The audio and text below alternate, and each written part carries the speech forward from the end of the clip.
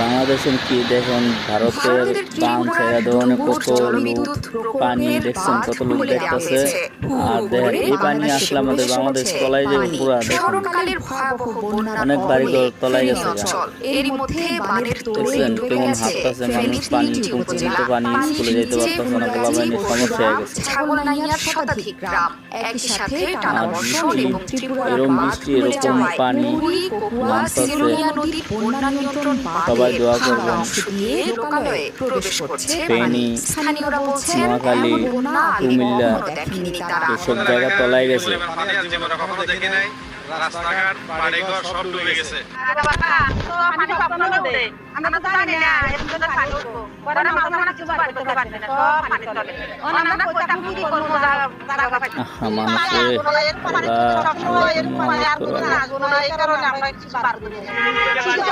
মানুষে